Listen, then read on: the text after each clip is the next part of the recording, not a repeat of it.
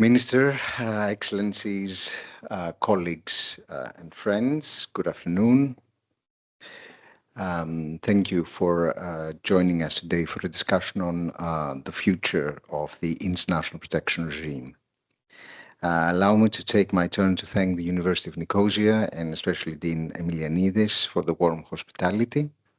And I would also like to thank Minister Ioannidis for accepting MedMA's invitation to engage in this sort of collective brainstorming exercise.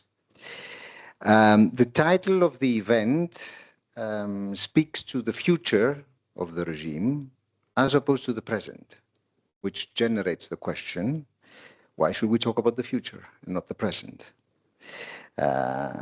Is the present too recent, or is it too fraught by discord, or has the pact which the Cyprus presidency ushered into life solved all the problems? And maybe the present is not to be debated that much. And are we to be optimistic about the shape of things to come? This is the question. Now, having participated in the negotiations on the pact, I personally feel it's nothing short of a miracle that after a decade of deliberations, 27 member states have managed to agree, 27 members, and I mean, let me rephrase, the co-legislators, because it's not just the member states, it's 27 member states operating as a council as well as the European Parliament have agreed on the new iteration of the common asylum system. And I think this is very important, irrespective of what one makes of the pact. And of course, as with all softwares, there's going to be a lot of debugging in the next few months when we start seeing how it works in practice.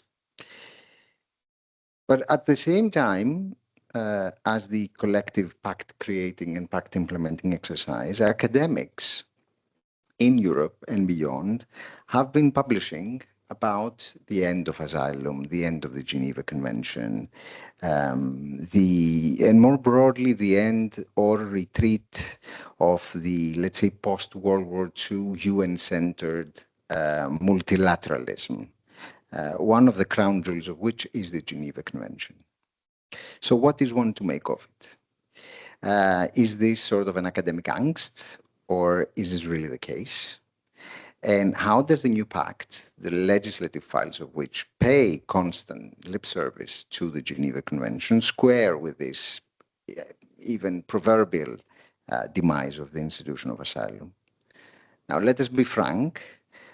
The political intention to revisit or revise the regime is explicit in some quarters and has been made explicit. And I'm reminded of a speech given by US Deputy Secretary Landau at a General Assembly side event in September 2025, which was entitled The Global Refugee and Asylum System, What Went Wrong and How to Fix It, which was a more neutral version of a title run by The Economist in July 2025, which was entitled Scrap the Asylum System and Build Something Better. So this discussion is out in the open, which raises the question, is there something to fix and what is it? Now, there are many arguments out there, and I'm not going to rehash them all, but I think, there's some interesting questions that have been debated.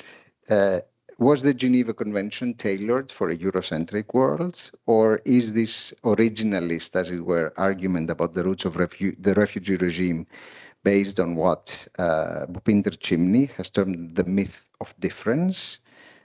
That is the fundamental difference between, let's say, the refugees prior to 1951 and the so-called jet age refugees, to use a term that was used in a study commissioned by UNHCR in the mid-1980s.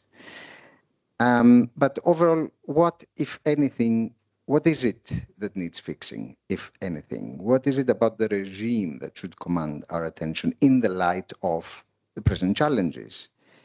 Is it that the rules, the procedures are not fit for purpose? Are there innovative solutions that we have not thought a lot about? And I mean, do we need innovation? What does it look like? Is it that we lack capacity or resources? Again, a debate that has been taking place in Europe and beyond. What's the necessary capacity? What resources do we allocate? Is the geopolitical context shifting? Is the social context shifting? Is there a problem with the protection regime or the world in which it operates? Perhaps all of the above. There's another question that for me has always been a bit of a puzzle or a riddle, but I think it's very important. And that's a question that operates beyond asylum. How does this discussion about the future of the protection regime square with the oft-stated need for labor migration towards the global north? So going beyond asylum. I remember former Commissioner Johansson, who stated during a debate that took place in Greece in the ministry that, and I quote, for demographic reasons, the population of working age in the EU is decreasing by 1 million per year. That means that legal migration should grow by more or less 1 million per year. So how does this need for labor migration in Europe square with the realities of mixed migration flows from a policy perspective? So I do hope that today's discussion sheds light on some of these questions. Now, I personally, and I will close with this, I feel that the people working in the field of asylum and migration, as frontline staff, caseworkers, interpreters, social workers, as lawyers, litigators, as administrators, as policymakers, as academics, they are often overwhelmed by the realities and by the speed at which reality is unfolding. And I include myself in this group of people who feel overwhelmed by what's happening every day. And I believe that there needs to be some time and space for reflection on how to move forward. And I do hope that today's exercise meets this need for reflection and collective thinking and somehow nudges the discussion forward. So without further ado, I would like to kickstart this event and invite Minister Ioannidis to open the discussion with his keynote speech. Minister, you have the floor. Thank you very much.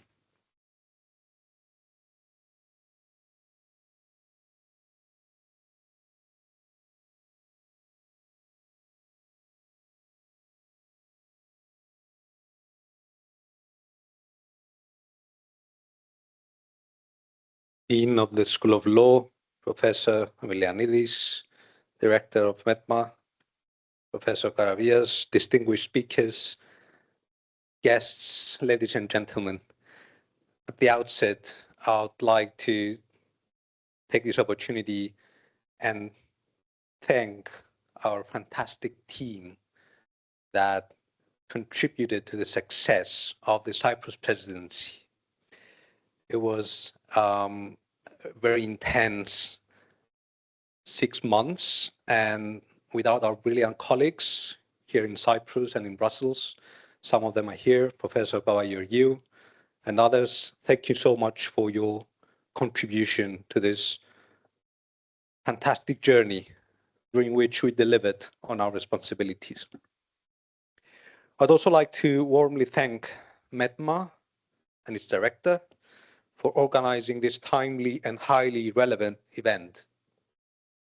I'd also like to thank the School of Law, the University of Nicosia, and its dean for their kind hospitality.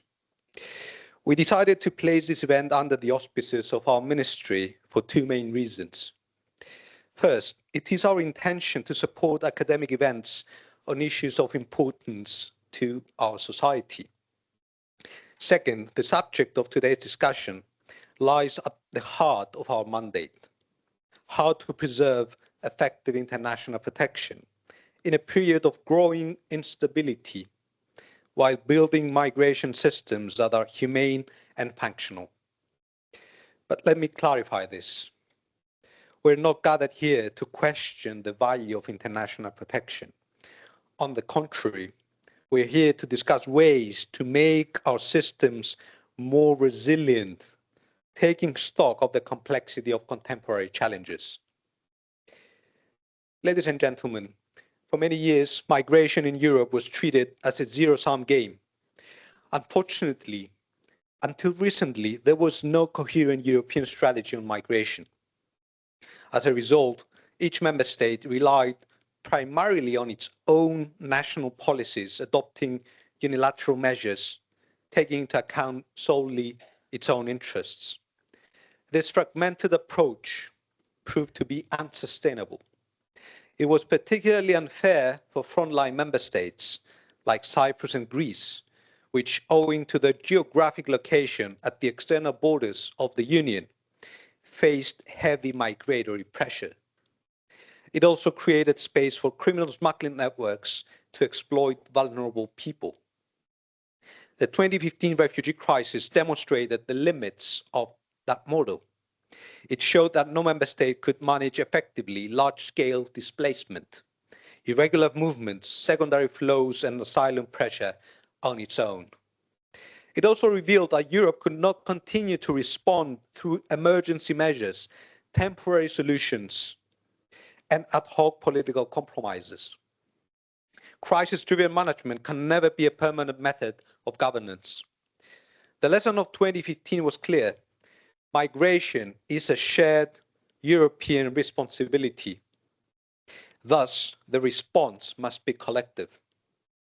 Over the past decade, the European Union has gradually moved from fragmentation towards a more common approach.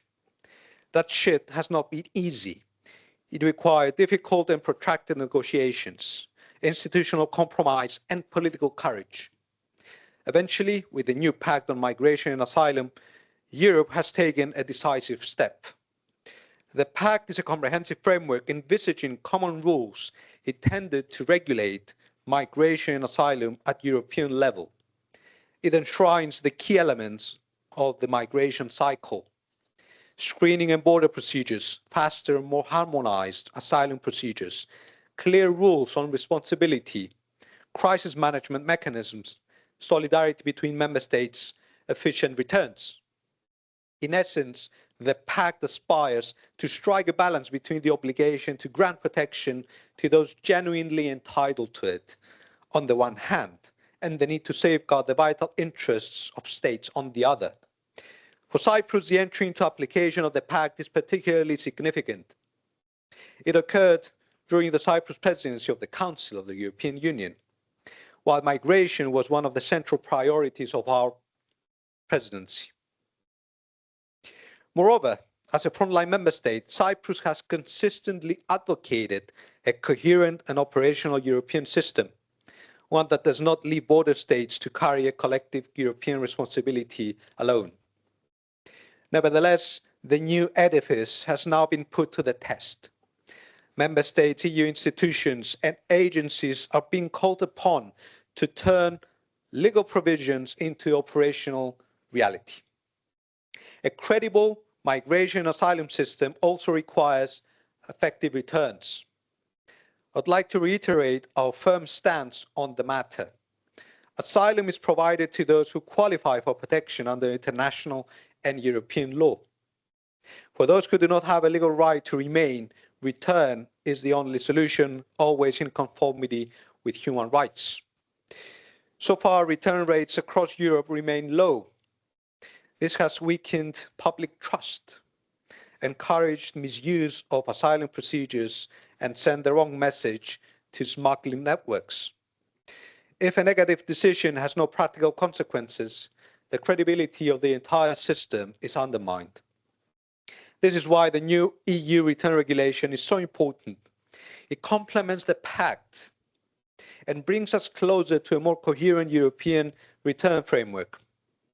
It aims to make return procedures faster and more efficient while maintaining legal safeguards. It also strengthens cooperation both among member states and with third countries. Concepts such as return hubs have become part of the new apparatus. These tools must, of course, be utilized with caution and implemented in compliance with international law. In this respect, it was a true honor and a great responsibility for the Cyprus presidency to lead the negotiations on behalf of 27 member states with the European Parliament and the Commission on the return regulation. Following months of hard work, we managed to deliver on this difficult task. Ladies and gentlemen, the future of protection also lies beyond our borders. Migration does not begin at the external border of the European Union. It commences along routes shaped by conflict, instability, persecution, and organized crime. If we truly want to address migration effectively, we must delve into these thorny matters. This is what we call migration diplomacy and entails a deeper, comprehensive, and continuous collaboration with countries of origin and transit. In other words, it is necessary to build mutually beneficial partnerships that address both European priorities and the needs of partner countries. Furthermore, we should work with them so as to combat smuggling networks and improve readmission collaboration. Undoubtedly, migration policy is a multidimensional notion, touching upon an array of issues such as foreign policy, security, development, and economy. The European policy we've been forging is all-encompassing. Rules on migration management at European level are necessary, but not adequate. A credible system requires strong external partnerships and a better understanding of the underlying reasons of migration. At the same time, migration policy cannot only be about deterrence. Europe faces labor shortages in key sectors. Our economies need talent, skills, and mobility. Legal migration, if properly managed, can support European competitiveness, innovation, and growth. It can also reduce pressure on asylum systems by offering realistic and transparent alternatives to irregular routes. This is why legal pathways matter. Schemes such as the European Blue Card, the EU Talent Pool, skills partnerships, and targeted bilateral cooperation can help establish orderly channels for mobility. But legal migration must be transparent, well-regulated, and connected to real labor market needs. In Cyprus, we are also working in this direction. We recognize that legal migration can contribute to the economy and to key sectors. At the same time, we are investing in integration, given that lawful residents must be accompanied by participation, responsibility, and respect for the whole society. Inevitably, integration is part of the future of migration. Language courses, skills development, access to lawful employment, civic orientation, and familiarization with the culture and values of the host society are central to social cohesion. Ladies and gentlemen, the future of protection will not be built on slogans or aphorisms. It should be contingent on functional systems. This viewpoint permits our integration migration strategy. In recent years, we have experienced significant pressure on our asylum system, reception capacity, and public administration. We have responded through legal reform, enhanced coordination, increased returns, upgraded infrastructure, digitalization, and preparation for the implementation of the pact. Our decisive and targeted policy resulted in a sharp decline in irregular flows, while returns have soared. In particular, over the last 3 years, irregular flows have been reduced around 90%, and approximately 35,000 third country nationals with no right to stay in Cyprus have been repatriated. In addition, we have recently launched a new program in order to facilitate the voluntary returns of Syrian nationals. Given the change of circumstances in the neighboring country, many Syrians do not fulfill the criteria to attain international protection anymore. Against this backdrop, we offer Syrians residing in Cyprus an opportunity to return to the country in a safe and dignified manner. In this context, they receive a sufficient financial assistance that will enable them to restart their lives in Syria. In a nutshell, our objectives are clear: to prevent irregular migration and the abuse of asylum procedures, to protect those who genuinely need international protection, to return those who do not have the right to stay, to support lawful migration where it serves economic and social needs, and to preserve social cohesion, public order, and national security. The pact is not perfect. No legal framework is. Difficulties will arise. Adjustments will be needed. Some systems will be tested under pressure, but it will be premature to dismiss the pact from the outset. For the first time, Europe has devised a common migration and asylum management system. It provides us with tools we lacked before. It replaces the logic of emergency improvisation with a more solid structure and streamlined procedures. Now the task is to deliver. This is why today's discussion is important. It brings together legal expertise, policy experience, international perspectives, and practical knowledge. It allows us to think not only about what protection meant in the past, but what it must entail in the years ahead. I very much look forward to the discussion that will follow and to the contributions of the distinguished panelists. Their expertise will help enrich this debate about the future of protection. Let me conclude with this thought. International protection must remain at the heart of Europe's identity. But to preserve it, we must render our systems credible and effective. We must protect those in genuine need and act firmly against abuse and criminal exploitation. It is necessary to cooperate with partners beyond our borders and create lawful alternatives. Most importantly, we must regain the trust of our citizens by proving that migration is managed according to strict rules, fundamental values, and democratic accountability. The future of protection is not less protection. It is adequate and meaningful protection within a more rational framework. This is a direction in which both Cyprus and Europe move and should continue to do so. Thank you.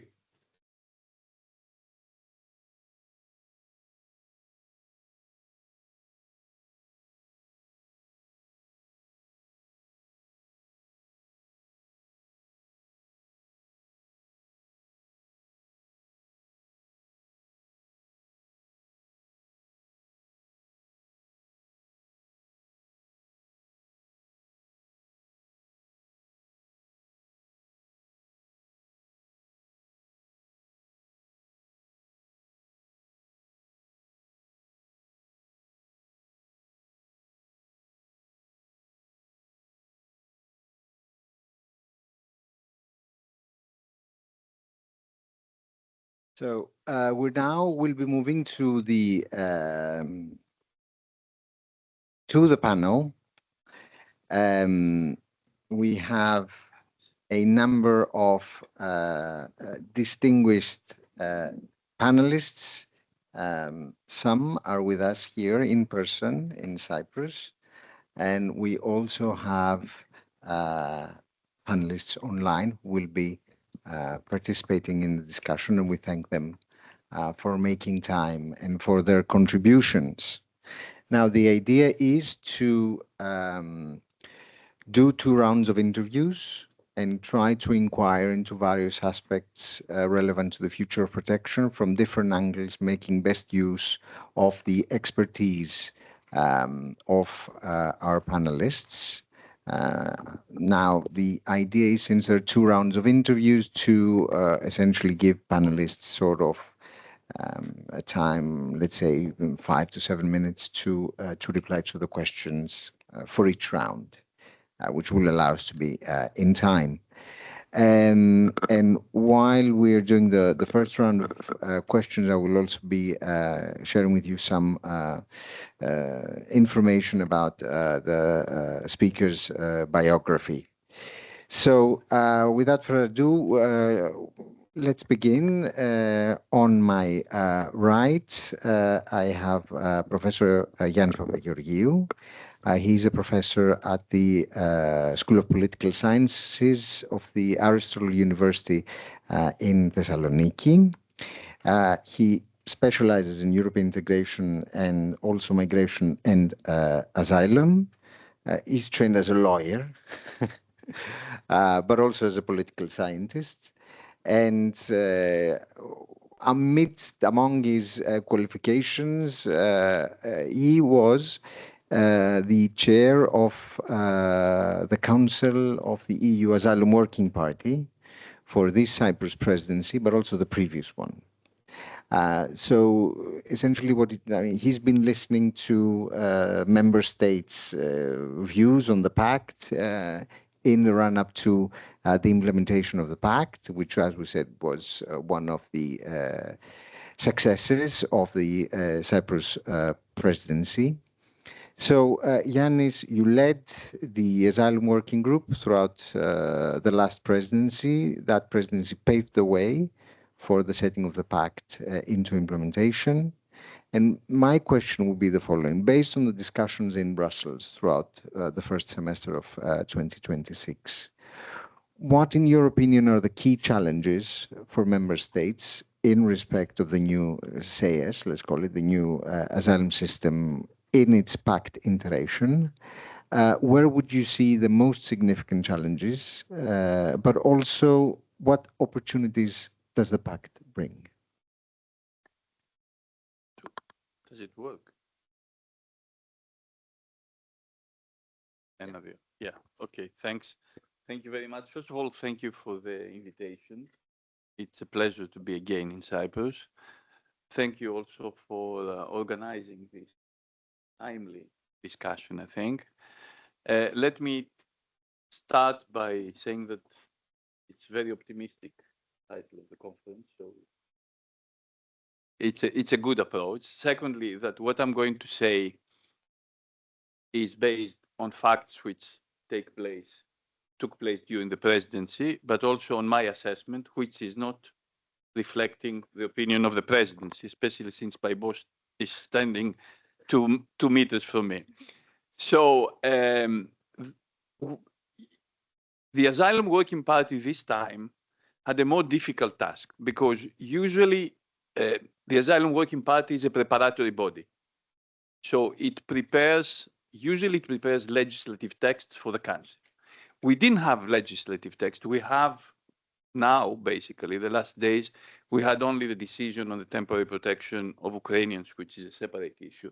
But we did not have any essential legal texts. So when we were preparing the presidency, we were trying to see how to occupy the Asylum Working Party. And we came to the conclusion that the best way would be to see how member states prepare for the pact. For those who are not very familiar with the EU system, the European Commission organizes groups that are called contact committees. And these contact committees have, among other, the tasks to assess problems in the application of legislative texts. But these contact committees are a little bit like classrooms. There is a teacher and there are the students. And the students who make mistakes don't particularly like to tell the teacher, I don't like that. So in the contact committees, it is usually the commission which comes ex cathedra saying, you have to do this, you have to do that, you have to do this, you didn't do this correctly. And member states are on the defensive. We decided that the best way to approach the issue was to have a discussion at the level of the council, where the member states are on an equal footing, and not to pinpoint member states, but to pinpoint issues, problems. And this worked to a large extent. So during this presidency, we dealt in particular with the issues that we see as more salient in the one place and more problematic in the other place on the implementation of the pact. The pact was negotiated, it was agreed, so we could not modify it. And we tried to see the level of preparation. And in these discussions, where member states were feeling less, they were not under a grading system, they were feeling much more at ease, it was easy to understand, because of course no member state would come and say we're not ready. But it was easy to understand where the main issues lied. And they lied in 2 or 3 specific facts: staffing, funding, and infrastructure. Now, in the last 3 years, all member states, and this is one positive element, I think the minister mentioned that, the pact is one of the first constructions in the area of asylum and migration that has a state ownership, that member states understand that it is in their interest to deal with that. And the European Union had disbursed a significant amount of funding to help member states, especially those member states that would be supposedly, that do suffer the largest part of the burden of the asylum system. So in the first place, a lot of infrastructure has been renewed. The pact is extremely demanding. I don't know how many of you have looked at it. I mean, no one has looked at it all because it's an encyclopedia, but it requires a tremendous effort from the part of administrations. It requires a very strong cooperation between various ministries, various departments, various branches of government, because the role of the courts is extremely crucial in the maintenance of the pact. And that is not necessarily easy. In Cyprus is a small country. You know, you can just walk the street and perhaps meet someone else. But think about bigger member states, decentralized units, federal levels, which are, it was a novel approach. So staffing is the first important. Many member states do increase their staffing. The role of courts, it has been, the courts at the level of European Union, I mean, member states were always cautious when they needed to talk about the role of courts. It's a separate branch. Judges don't, I don't know if there's any judge, but judges don't like to be told what to do. So they are reluctant to follow the legislative timetable, if you want. And that makes things very crucial, especially in the aspects that are important for frontline states, border procedures in particular, screening. The deadlines that exist are important for member states. So staffing, the role of courts, a permanent problem, especially because in most cases, you know, you can hire staff. You don't just create judges. Judges need a longer period, so you need to somehow prepare for that. And the 2 years, I remember that you were involved in that, but when the discussions on the pact were going on, the parliament complained of the lengthy preparatory period. In the end, many member states said that 2 years is not sufficient. And that is true. I mean, in many cases, Parliament is a little bit, how to put it, naive in terms of preparatory processes. In this, luckily, they accepted this lengthy period because it was a required period. The operational aspect, all member states have successfully built the first reception premises. There is still lack in all member states normal reception, I mean regular reception premises. That is something that is not visible nowadays because we are in a situation of low number of arrivals. I don't know how this will develop when we are not in that, let's say, easy situation. Screening and return border procedures are essential. And that is a main problem, especially for the peripheral countries. the whole process of the pact was built on a sort of new balance between responsibility from the periphery and solidarity from the center. I will not talk about the solidarity because it's not very much of it, but responsibility is important, and member states will, especially the periphery member states, will have to demonstrate that they respect the timetable that is set in the pact, and that is not relatively. How much time do we have? 1 minute. And return procedures.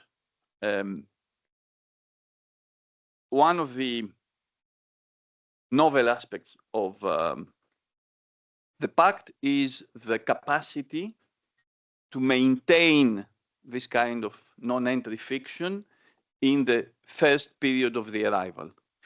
If, again, the courts play a significant role, if this is not the case, you will have a sort of knock-on effect on the entire asylum process.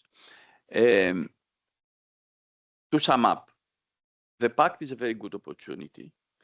It made member states understand that asylum can only be dealt in common. And that is something that, it was not the case in the past. It is not an easy thing because you need to work on it continually. You need to provide reasons why bad functioning of the asylum system in Spain has an impact on Finland. But it becomes a European process. And I think this is not going back. Sorry if it took too long.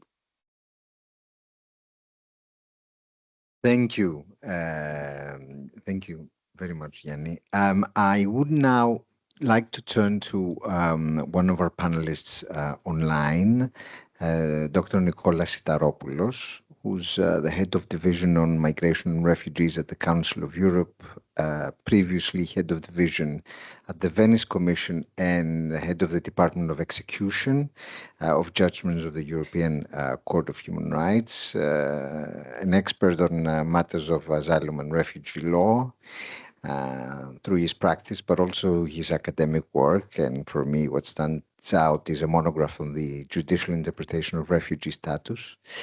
Now, coming to Dr. Staropoulos, who's at the Council of Europe, I would like to raise the following question. From your perspective, what are the key challenges in respect of guarantees of human rights for asylum applicants within the context of pact implementation?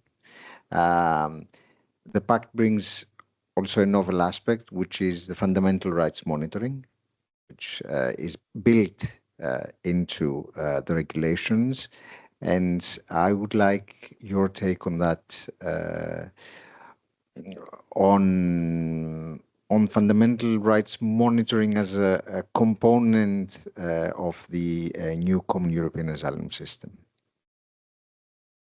Yes, thank you very much for the invitation, first of all, and thank you for the introductory remarks, Chair. It's my pleasure to be with you. I'm really sorry I could not travel to Cyprus, but I hope I will be able to do so next time on another occasion soon. With regard to the first question, what are the key challenges with regard to the asylum applicants' human rights in the context of the pact? I would like to say that over last and this year, the Division on Migration has had actually a number of discussions on issues pertaining to the pact and applicable standards with member states, notably through the Council of Europe network of focal points on migration. And we also had lots of discussions with many key international partners, especially the EU agencies, Frontex and the Asylum Agency.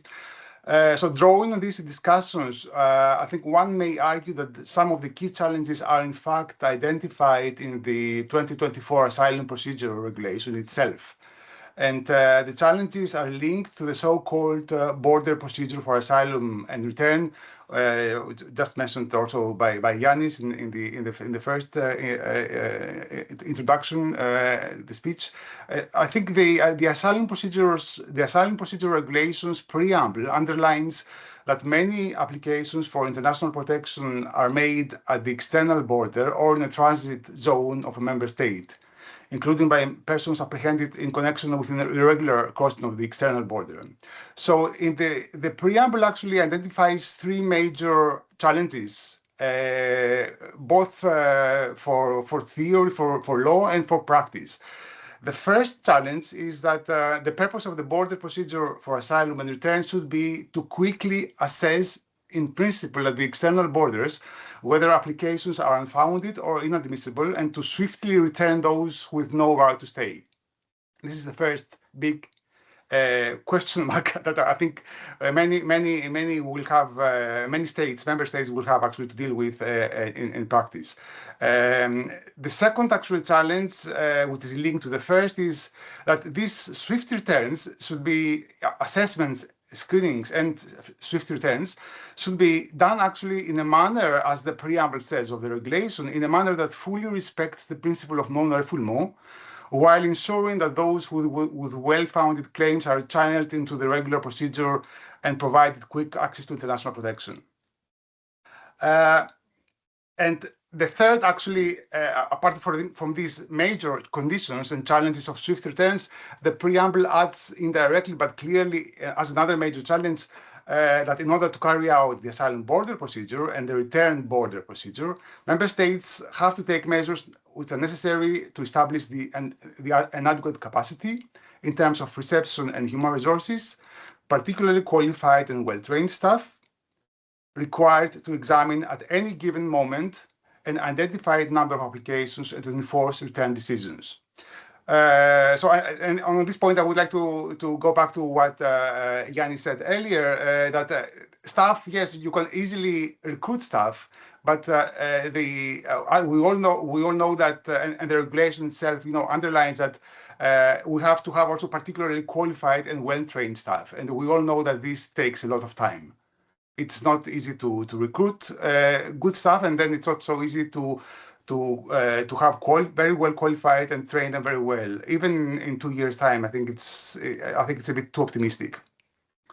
Now, to come a bit also to the substance of the questions that I raised, over years, human rights monitoring bodies of the Council of Europe, like CPT or Greta, have identified in many country missions and reports shortcomings and needs of member states will need to be addressed in a systematic manner, and these are shortcomings, challenges which are very relevant actually to the implementation of the pact. To give you some examples identified by human rights monitoring bodies, this is first of all lack of proper screening at the border, asylum seekers' pressure to return without adequate safeguards, the identification of particularly vulnerable persons, such as victims of trafficking in human beings, remains a very demanding task for member states. Another challenge in practice is also the state-conducted vulnerability checks, the protocols used, which are often insufficient in practice, especially during surges in arrivals. Another shortcoming identified by Greta in particular is that there has been no proactive identification of vulnerability at borders. So collective expulsions on many occasions continue without individual assessments. As far as I would like to go a bit also to the second question, what is our take on the provisions on fundamental rights monitoring and what role we see actually for the Council of Europe in this context. Meetings and discussions that we organized last year and this year have indicated that the independent monitoring mechanisms which are provided for under the screening and asylum procedure regulations have the potential to play a very important, a key role actually in protecting and enhancing human rights and the rule of law at border procedures. This may be done not only by the IMM's, the monitoring mechanisms, systematic monitoring and reporting, but also and above all I would like to say, by ensuring effective investigations into substantiated allegations of human rights violations. And this is actually one of the two-pronged competencies that IMMs will have, the ensuring effective investigations by national authorities, competent authorities, into substantiated allegations of human rights violations. I take the opportunity to highlight the very rich acquis of the Council of Europe, especially the European Court of Human Rights case law in this regard, concerning the principles that should guide states in conducting effective investigations, both criminal investigations, but also administrative investigations into alleged human rights violations by law enforcement, including border agents. There's, we all know, there's a large number of Strasbourg court judgments delivered over decades, and those pending for supervision of execution in front of the Committee of Ministers of the Council of Europe indicate that in a number of member states, this issue is systemic and chronic, which requires many more efforts by member states and more support by international organizations such as the Council of Europe. To conclude, I would like also to note that a meeting organized by Council of Europe, FRA, Frontex, Fundamental Rights Office, and ENRI just a few weeks ago on the 11th of June, with current and future IMMs, indicated that there is still a lot of work to be done by member states in order to establish by law, first IMMs, and secondly, to ensure that they're independent, operational, efficient, and effective. We also, as you may know, we also have established actually with FRA, Frontex, FRO, and ENRI an informal platform of IMMs, which will bring together member states and IMMs in order to support them and provide them with advice in a peer-to-peer form in order to overcome the existing challenges. Furthermore, it is to be noted, I would like also to conclude by noting that the European Convention on Human Rights is also applicable in this context and guides through the court's rich case law member states' action in the context of asylum and border procedures. Even though the right to seek asylum is not contained in the convention or its protocol, and the court does not itself examine the actual asylum application or verify how the states honor their obligations, as you know, many European courts' judgments have shown that the treatment of or expulsion of non-nationals, including asylum seekers, by a contracting state may and does in practice give rise to issues under Article 2, right to life, and Article 3, prohibition of torture and ill treatment by the European Convention on Human Rights. So I would like to finish by saying that the European Court of Human Rights will indeed continue to play a key role in the development and application of the pact, at least in the context that I mentioned earlier. Thank you very much. For the moment, I will stop there. Thank you. Thank you very much. Now I will turn to Eladod on my left, who's a Migration and Freedom of Movement Advisor at ODIHR, so the, as we call it, the Office of Democratic Institutions and Human Rights of the OSCE, based in Warsaw. She leads work on migration governance and integration, and she's led counsel before the European Court of Human Rights and treaty bodies. And this, I would like to come back to integration, because it was a point also mentioned by the minister. Cyprus has come forth with a new national strategy on integration. And my question is, what are the prospects for integrations of refugees in the post-implementation phase of the pact within the European Union? And what would be your advice to policymakers, based on your experience? What is it that policymakers should take into consideration when designing integration programs, when implementing integration policies? Where should we go from here?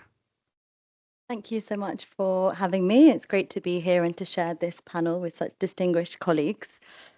The Office for Democratic Institutions and Human Rights, which is abbreviated to ODIHR, is mandated to support states in protecting the human rights and dignity of migrants and refugees. Our core objective is to ensure that fair migration governments combat discrimination and assist member states in fostering inclusive societies. Our 57 participating states also include all EU member states. I'd like to begin by briefly referring to some very recently published research by Professor Michelle Pace on the evolution of Danish refugee law since the 1980s, which might seem a bit random, but actually I think it's quite relevant because their approach has influenced wider European debates on protection and integration. So Professor Pace identifies three phases. First, until the early 2000s, refugee protection was closely linked to settlement and long-term inclusion. Those granted protection generally could move towards permanent residence and establish their lives in host countries.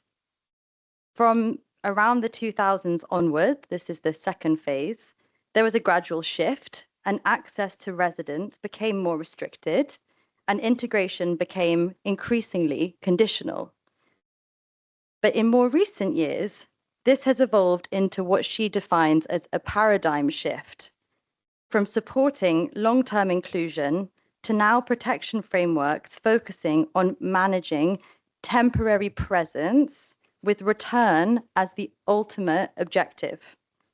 She argues that this shift is not merely a tightening of asylum rules, but a redefinition of the purpose of refugee protection, from managing or from longer term protection to managing temporary presence until return becomes possible. What I find particularly interesting is that this transformation has taken place without any formal departure from the 1951 Convention. What has changed is not the legal framework, but the logic of protection, which has been reorientated. And I think this underlines how important it is to support states in their implementation of the pact. And with this in mind, I'd like to boldly offer, as invited, the following three pieces of advice. First, the need for even and comprehensive implementation of the pact. Second, the importance of a multi-stakeholder approach to integration. And finally, the fact that integration starts upon arrival. To begin with, the discourse around the new pact has not placed a strong emphasis on integration. Much of the focus, both in the pact and in the broader political narrative, has been on restricting and managing migration, as well as on return. At the same time, there is a solid legal framework in place in the pact. Section 3 of the Qualification Directive provides for key rights related to the integration of recognized beneficiaries of international protection, while Articles 16 to 18 of the Reception Conditions Directive does similarly for asylum seekers. My point here is if the pact is to work as a whole, implementation should be comprehensive, not selective. It should not focus only on the border procedure and return. If the pact is to be implemented in a firm but fair way, this imbalance of restriction over inclusion should be addressed. Second, integration cannot be delivered by one actor alone. At ODIHR, we define migrant integration as a dynamic, long-term process of mutual accommodation between migrants and host societies. Integration involves and impacts a wide range of actors, migrants themselves, national and local authorities, and civil society, to name just a few. Interestingly, some of the key barriers to integration, such as discrimination restricting access to labor market, participation and housing, is not explicitly commented on in the pact. The connection between them is not explicitly commented on in the pact. So states have a real opportunity to address these barriers through their implementation of the pact. And in doing so, we encourage states to have a multi-stakeholder approach. And at ODIHR, we have developed practical guidance highlighting good practices in this area, and we stand ready to support in capacity building efforts. Finally, integration measures start from the moment of arrival. First contacts, reception conditions, and early access to services all have a lasting impact on integration trajectories. We see that some long-standing implementation gaps remain. And this brings me back to my first point. Implementation should be comprehensive for the pact to be credible and effective. Without these being addressed, the pact risks being implemented in an unbalanced way. Adequate resources, like has already been mentioned, staffing, particularly qualified and well-trained staff, funding and infrastructure are needed to ensure that the integration provisions of the directive can be implemented to their full potential. Thank you. Thank you. I would like now to turn to Susanne Franzke. Susanne Franzke is a senior policy analyst at the Migration Policy Institute based in Germany. She's done a lot of work in asylum policy, forced migration, and complementary pathways for protection. And she has authored and contributed to a number of, I think, widely read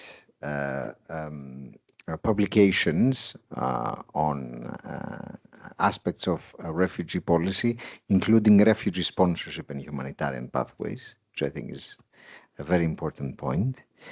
And prior to joining MPI, she worked with the US State Department's Bureau of Population, Refugees and Migration in Brussels, as well as Washington, D.C. But I would like to take you to a different point, which was sort of touched upon by the minister as well. So MPI has been doing a work on the question of phasing out of protection status and facilitation of return migration. And this is a question that has been posed especially in relation to Ukraine, so nationals of Ukraine that were displaced as a result of Russian aggression, as well as Syrians.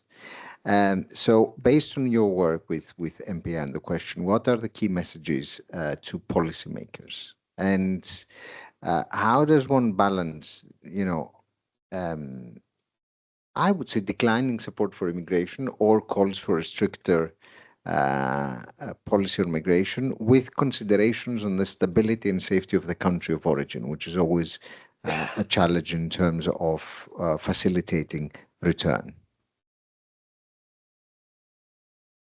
Thank you, and thanks so much for the invitation to be here. It's my first time in Cyprus, so I'm very delighted to be with you all.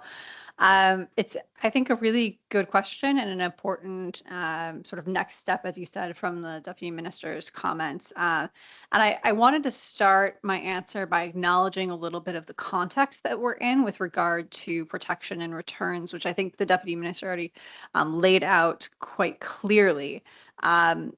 First of all, I think in many countries, particularly across Europe, but also globally, publics are increasingly expressing weariness with the number of arrivals they've seen over the last 10 years, fiscal pressures that many of our governments and countries are facing as we're increasingly facing needs to increase things like defense spending, challenges to economic conditions, economic success. I know coming from Germany, there's a lot of angst right now about the state of Germany's industrial base and what that means for long-term fiscal stability, wider geopolitical shocks. So there's a dual imperative now that's facing policymakers that Marcos already mentioned, which is one, how do you respond to the domestic concerns of publics and a desire to really see some of these responsibilities that they've shouldered for more than a decade in the case of Syrians be drawn down in some way, while also upholding core protection standards and avoiding creating new stability in the countries that were affected from displacement in the first place. I think it's important to be very clear that in both of the countries we're talking about here, so Syria and Ukraine, conditions are not there yet for large-scale returns. Of course, Ukraine has an ongoing conflict at the moment that in some ways has intensified in the last few months. In Syria, there are problems of basic safety, rule of law. There's a government that's making a lot of, saying a lot of the right things, but it's unclear yet how that will manifest on the ground. There are issues with access to basic services. The UN High Commissioner for Refugees has been very clear that they do not assess conditions for mass return to be there yet, and has talked a lot about how in many cases where we see protection winding down, we're talking about a process of a decade, not a process of, now it's been 18 months. And of course, beyond the risks to individuals, premature returns carry risks for broader stability and foreign policy interests of many of our countries. Returns that happen too soon can destabilize countries of origin, overload weak institutions. They can also intensify local tensions between those who stayed and those who left. There's often a lot of resentment there. And for Syria in particular, it's important to note that we already are seeing large-scale returns from many of the countries in the neighborhood. UNHCR's latest figures pointed to about 1.6 million people who have already returned from Syria's neighboring countries, a number that's increased since the conflict in Lebanon. And so you don't want to necessarily be further overloading the absorption and resilience capacity on the ground. That said, I think our assessment in a paper that we recently released was that it is time to start planning seriously for return, even if that return is still years away.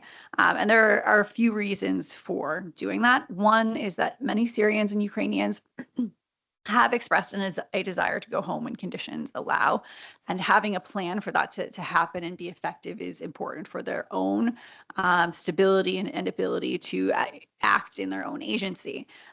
So recent surveys have found about 25% of Syrians at this point intend to go home relatively soon. And UNHCR has highlighted that that's actually a fairly high number for the point we are just 18 months after the end of the conflict in Syria. That's much higher than they normally see in other conditions and other situations. 43% of Ukrainians in recent surveys have reported wanting to go home at some point. The challenge, though, is how to move from a response that's really driven by political imperatives and the need to respond to what publics are saying, to something that is more planned and structured and can be implemented in a strategic way that supports both the long-term stability of the countries that are affected, the agency and resilience of the people, and then also, of course, meets the needs of publics in host countries. And that can only be done through more proactive planning and thinking ahead for what it is that exactly the right trajectory is. So 3 things that I wanted to highlight from what we had laid out that we can do now to start planning for effective return in the future. One is developing a really clear and realistic timeline and set of metrics for what return looks like and what different options and alternatives are along that path. So when we've seen return plans in the past that have been implemented successfully, whether they're by the UN High Commissioner for Refugees or other countries, we can look at the history of returns to Bosnia, for example, within Europe. They've been done in a way that really sets out a clear timeline and says, okay, this is when returns might be safe. We're going to hit these metrics here. Here are the options and alternatives that people have for either transitioning as we move towards those metrics, transitioning to other forms of status, or beginning to plan return. So really communicating in a way that allows individuals to start to plan ahead and know what their options are going to be in the future and what the timeline is that they're looking at for navigating those options. That also has the advantage of communicating to publics that governments do recognize that there is an end goal in sight and they're working towards that, which is really important too, I think. And that communication piece is really essential to send that message. It's also important to start designing transition paths from temporary or refugee statuses to alternative statuses. So facilitating investing in people being able to transition to long-term residency if they qualify for it, or perhaps looking at where there might be some qualification criteria that could be moved around to widen the number of people who do qualify. Maybe you have someone who is employed in a high value field, you lower the time limit for residency, these kinds of things. And then finally, providing information, accurate, independent information about conditions at home. We saw that particularly in returns to Bosnia, that this was really important. And in a place like Syria, there's also a lot of local differences on the ground between the places people are going home to. Allowing them to get accurate information on what that is important. And there's something here that's a tool that's often used in these situations called a go and see visit, where people are allowed to return back home, assess conditions, and then come back to the country where they've received protection.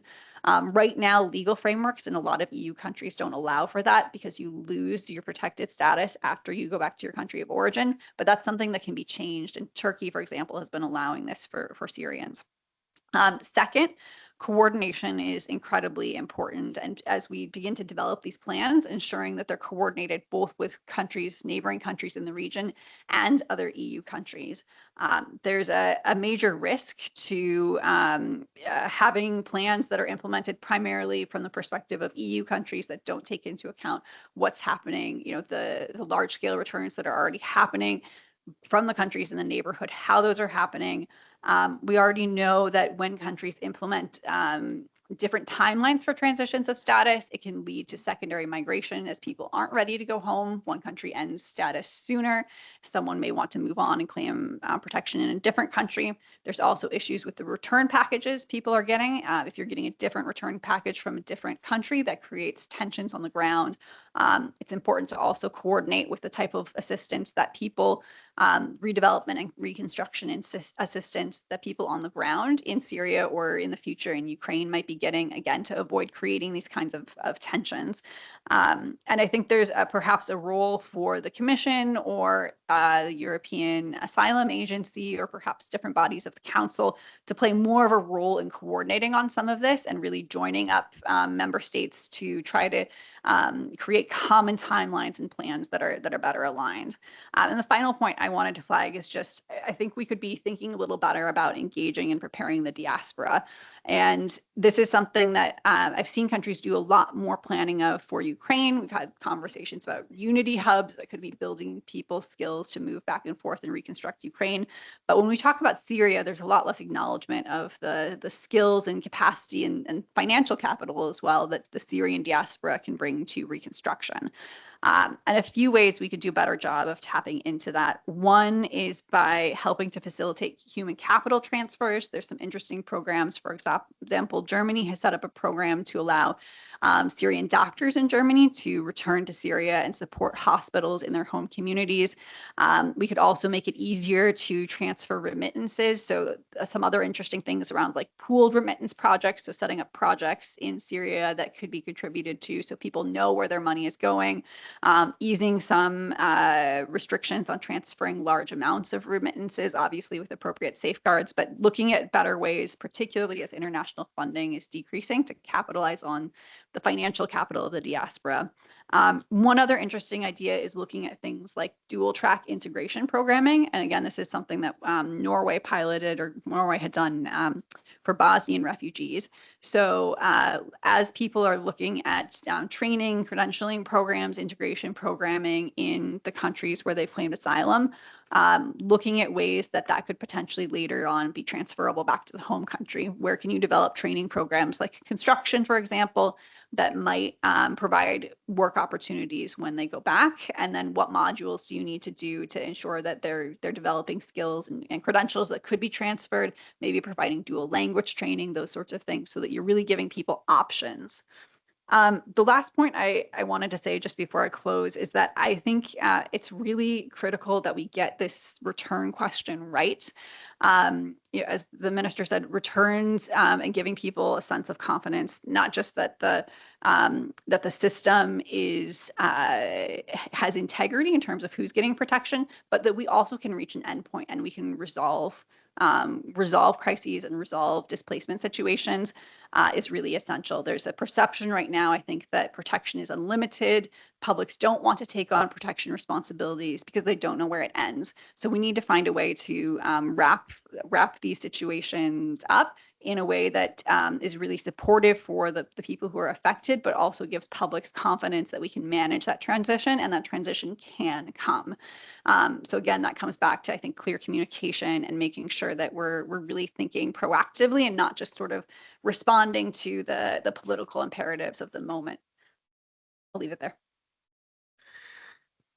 Thank you very much, Susan. And now I will turn to our final speaker of the first round, Martin Wagner. Martin is a senior policy advisor for asylum with the ICMPD, the International Center for Migration Policy Development. He's been working with ICMPD for over the last 2 decades. I met with Martin during the process of Greece's accession to ICMPD. Now, I know he's been working on exit strategy, but he's also been pivotal in the work that ICMPD has been doing in assisting member states prepare for the implementation of the new pact on migration and asylum, which means that the ICMPD had a chance to work with member states and sort of get a sense of where member states are with regards the pact and how they view it. And I decided to give Martin the $1 million question to close off the first round. So my question to you, Martin, as the senior policy advisor for asylum at the ICMPD for the past decade, so more or less coinciding with the negotiations of the pact, is what is your take on the solidarity mechanism? And do you think that that the solidarity pool is enough? And whether the mechanism will deliver on its promise. And I know that this is a very tall order, so you know I'm sure you're going to shine in terms of our expectations. So the floor is yours. Okay, this is an introduction that one can only fail, I must say. But thanks a lot for having me, and really sorry that I cannot be with you. So greetings from very hot Vienna, actually. And also thanks for the invitation for this really interesting discussion. And we touched already upon so many things in this first round. Yeah, of course, thanks for the $1 million question. I will give my best to give some thoughts on it.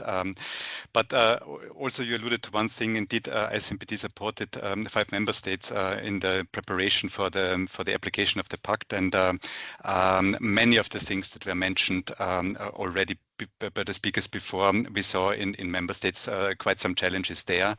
But I also must say, from those member states with whom we worked, I also saw a lot of commitment from member state side to bring forward the pact and stay on the positive side despite all the challenges that we all see. And I just want to allude to this one introductory remark that was mentioned on courts, that the impact on courts of the pact is quite significant and probably was a bit overseen from the started. But let's go on to the topic that I should mention. I don't try to avoid this, the $1 million question. So let's move just I would like to, when we go to the solidarity, I would like to go a bit more general. And in the introduction, there was also a reference to the 1951 Refugee Convention. And I think I would like to start there because solidarity hasn't actually always been the missing piece of this international refugee protection regime. So basically what the EU faces when deciding on solidarity is something that exists since the Geneva Refugee Convention has been adopted. And we know this is this year 75 years ago, so we commemorate a very central piece. But this piece of solidarity was never solved. So the convention establishes or tells who is a refugee, who is establishes some sort of responsibility, but actually does not say anything about how this responsibility, how states should take this on. So for decades, actually, I must say that solidarity is something that depends on goodwill. And there are no enforceable commitments there at all. And very often we see that global solidarity falls short. And in this context, I see this really positive, and the EU has really a unique opportunity. So One can say that the pact, or in this case the MMR, represents perhaps the most ambitious attempt so far to translate this theoretical principle of solidarity into something functional and a legal mechanism. So and probably, as I said already, it was embedded in the Geneva Refugee Convention somehow. So it is not innovative to come up with solidarity, but it becomes now in the CIS, in the Common European Asylum System, a structured and permanent feature. So I think this we should not underestimate here. And of course, I think it was also already in the keynote addressed. Of course, solidarity was also one key element that the pact was at the end really closed, because this was a key missing piece, and probably after the last 10 years after 2015-16, it was probably the piece that was mostly disputed and discussed. I will very quickly, because I'm not 100% sure whether all of you know what is in this solidarity package. So we have a rather mathematical, I would say, cumbersome and complex, and therefore small brackets, sometimes not really fully transparent assessment of the migratory situation in member states. And after this assessment conducted by the Commission, the member states put into a bucket of that they are under pressure. So Cyprus in this is in this bucket. Then there are a number of states, 12 states, that are at risk of being under pressure. And then we have some states that are in a significant situation. And according to this assessment by the Commission, in which bucket a member state is, there is a contribution to the solidarity pool. So some can make use of it. Some can, for some, their situation allows them to make deductions of their solidarity contributions, and so on and so forth. And the pool is basically consisting of three major tools. So we have relocation of applicants and beneficiaries of temporary protection, actually, which is labeled with 30,000. I will come back to this number in a second. Then there's financial contributions, and there's operational technical support. And the key issue here is we have a flexible but mandatory solidarity, which means we have a choice in the form, but an obligation in principle, just to also make understood what is actually in this solidarity pool. Now, after my first part, I was a bit more optimistic with the whole thing. Now I come a bit to when I go to the question whether it's enough or whether this mechanism will deliver. I probably would be a bit more cautious, sometimes a bit skeptical, but I will pick out 3 points that come to my mind. The first point is, I think, ultimately the success will depend on political will, and this is, I think, the main thing here. So I think states will need to, let's say, embrace the spirit of solidarity and not just the letter that is in the AMMR in this case. So member states might approach in a minimum compliance exercise, or they really want to embrace the spirit of solidarity and show with their pledges that they mean it seriously. So this initial phase that we saw in this first solidarity cycle, I would say there was both from member states. We saw some commitment, and we saw some that stayed a bit in the background of it. So this political will is, I think, the first crucial point. The second point is a bit more complex, and this has to do with this technical and operational complexities of the solidarity mechanism. And I will come back now, and also how it is set up. And I will come back now very briefly to relocations. And I mentioned before in the AMMR, we have the 30,000 written in the regulation. And I'm always skeptical why numbers need to be put into such documents. If you remember, in 2015, we had these two relocation implementing decisions for 120,000 relocations from Greece, Italy to other countries. If you remember that, there were around 35,000 people were ultimately relocated, and it was broadly considered a failure. But I think it could always be only a failure if you look at this 120,000 target in a way. So my point here is, I think we should not to put it on, because when the pool came out, I got exactly the next day, I got a request by a journalist asking me whether it's not a failure that we have now only 21,000 in this first pool and not the 30,000. I said, no, let's come on, let's not speak about the numbers. Let's speak about to make this thing functioning and make relocations work.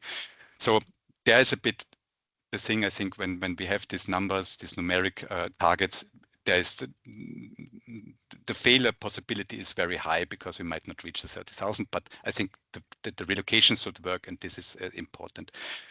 Then the practice of solidarity we need to see, and I think the one crucial point will be this review of the first annual solidarity cycle, where we then really see how the pledges came in and how they worked out at the end, because the final counting will be done actually in February after the first cycle ends. And just to recall here also, the first cycle is a half-year cycle, so we don't have the full numbers that are in the EMMR included. And my last point is here that I find also crucial is, and it's probably beyond solidarity, more broad and a pact, and it was a bit mentioned already in the interventions before when we talked about return, but also more global developments. I think the litmus test of the pact and everything is probably beyond the pact. It's probably more in this external dimension of EU migration policy and how this will work out in the coming years. So my point is, at the moment we have actually less arrivals, but we know when the arrivals go up, all this kind of a bit fragmented pieces might fall apart very quickly when the pressure comes. And this is my last point. I think the success of solidarity will depend, will we have time to really look at this, to implement it under normal conditions, or will we be faced with high numbers of arrivals where such things like solidarity will at the end might be put in the back of interest. So these 3 points I would see as quite crucial in the coming days. And but thanks for this challenging question, and I hope I gave some food for thought here. Thank you, Martin. Now, we will move to the second round.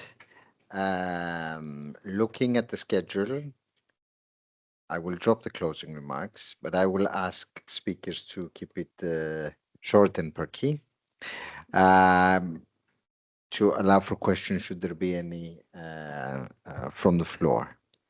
Now, the $1 million question went to Martin. Yanis gets the $2 million question. So the presidency secured political agreement on the return regulation, which was a key success. The return regulation was also being discussed for quite a number of years. And the return regulation includes a provision on return hubs, which was mentioned by the minister. So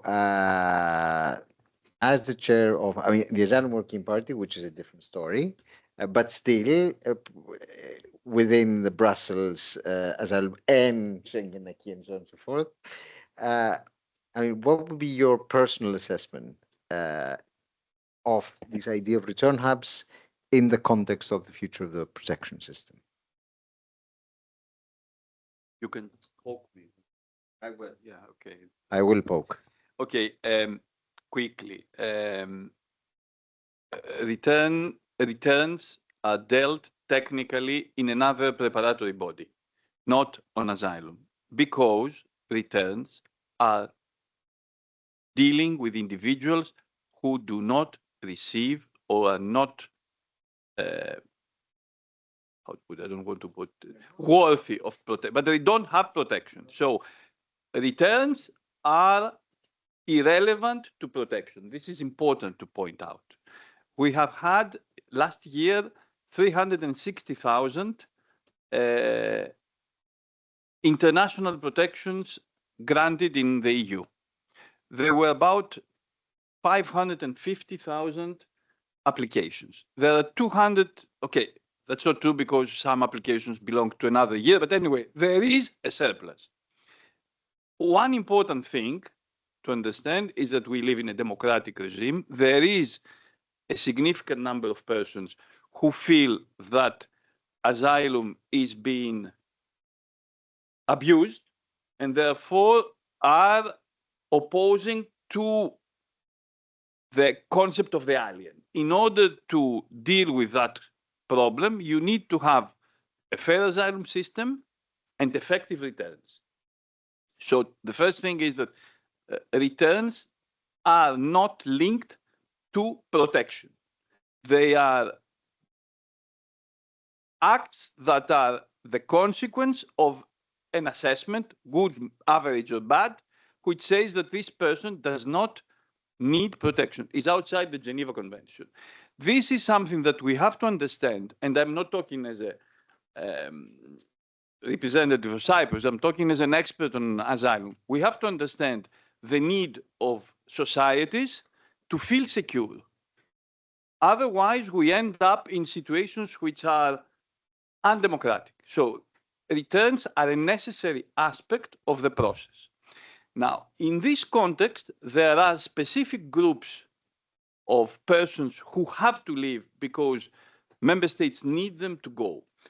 And they cannot leave for practical reasons, usually technical, no passports, no recognition, or sometimes issues of potential risks. That was the reason of return hubs. For those who, I don't know how many know what return hubs, I think that you do, but they are premises in third countries, not the countries of origin of the individuals, where member states can send some people who cannot be returned to the country of origin. Usually a return means return to a country of origin, or at least to some country where there is a link. Return hubs will be constructed in countries that are not linked to the individual and which will take care of these individuals afterwards. Let's not go into how they will take care of them. It is something that many member states want. I am not in a position to say whether they will take place soon. They will take place at some point, but they will not be the solution to the return. This is they will be the solution to some specific groups of returnees, especially individuals who are considered to be security threats and who bear a significant rejection by the population, where there is a public order need for them to leave. They can be used, I hope they will be used in that sense, for return border procedures in case when, how to put it, when you have a sort of flooding of the return border system, there is a possibility to use return hubs if you want to avoid losing them in the territory of a member state. And they will be used as a messaging tool. They will be there to tell individuals who want to enter the European Union that you may end up in a third country, so do not try to enter if you don't have a reason to enter. It is not a solution to the problem of migration. I don't think it will become a solution. And again, I am speaking as Yannis, not as Cyprus. I have to say that. I do not think it will be a solution. It will be a way to discourage and also a reasonable means to solve a real, an effective social problem. I'm in time.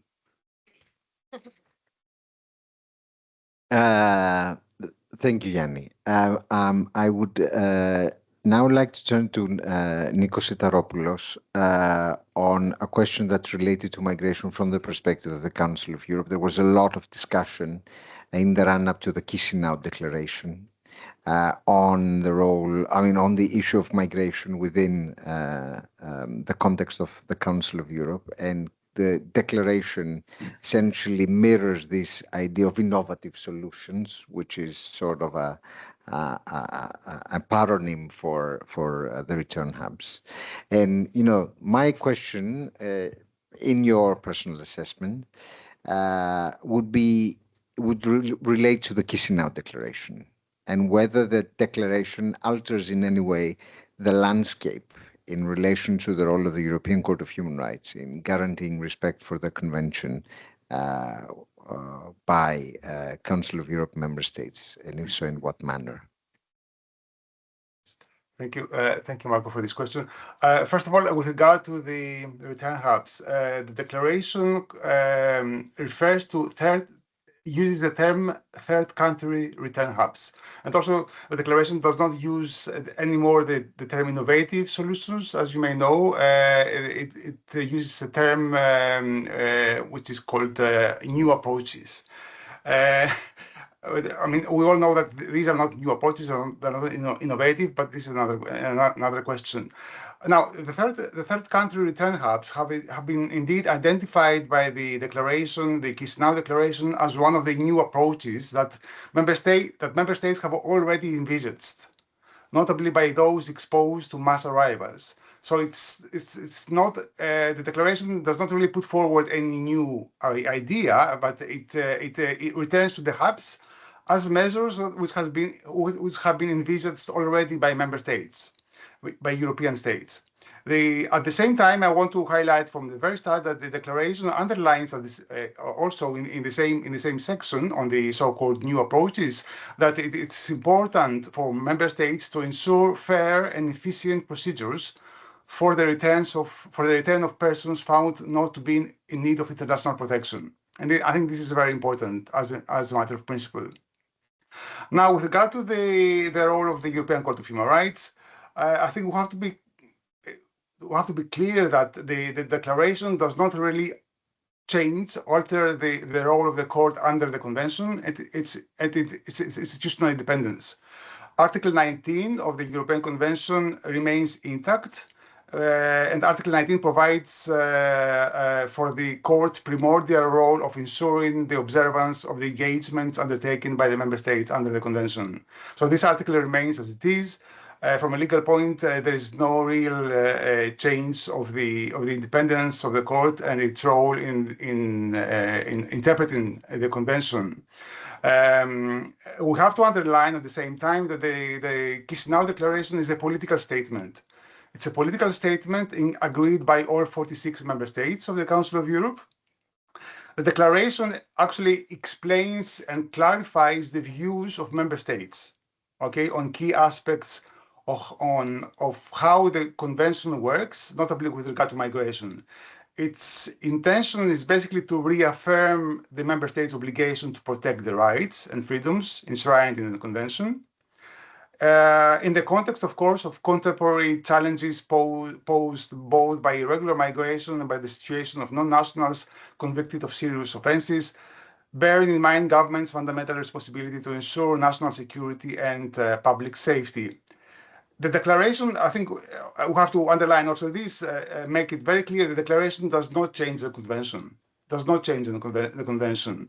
There have been similar declarations in the past. One may remember the Brighton Declaration or the Izmir Declaration. And like those old declarations, the Chisinau Declaration allows member states to express their understanding of the interpretation and application of the convention while respecting the independence of the court. They form, actually, these declarations, they are part of a dialogue, a continuous dialogue, which is inherent in the convention system. However, it is carefully based on established principles from the court's case law, and at the same time it identifies possible problems with the application of those principles, including by courts, national courts, and other public authorities in the member states. And the aim is to help, actually, at least nominally, the aim is to help national courts and national authorities across Europe to quickly reach decisions on these issues on the basis of a better understanding of the convention.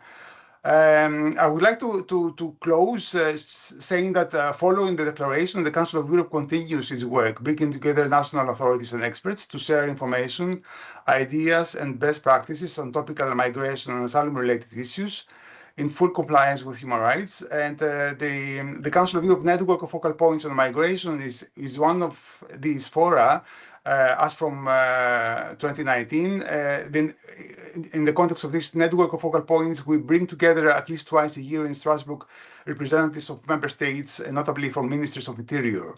As far as the declaration is concerned, there are a number of informal and formal meetings of the Committee of Ministers right now in the Council of Europe.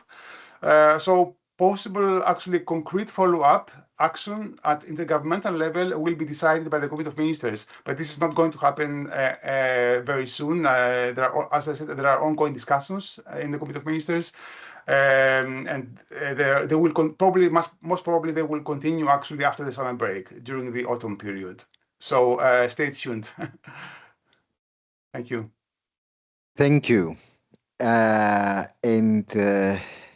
I would actually like to go to Martin Wagner, because there's a question which was also touched upon, and it's beyond the pact in a sense, or actually it relates to the pact, but it's not the core of the pact, which is the question of complementary protection pathways. And this is the pathway discussion is also a discussion that we've been having for a period of time. So, in your opinion, does EU law take sufficient cognizance of the need for complementary pathways? And what are the key messages that need to be relayed in this respect to member states? Yeah, thank you. It fits also because it was also mentioned, I think, in the keynote at the beginning, also when a bit there was this brought up that we should think about protection broader, inclining also other pathways I read out there, and indeed complementary protection pathways goes in this direction, but probably I'm not so 100% sure whether everybody knows what complementary pathways are.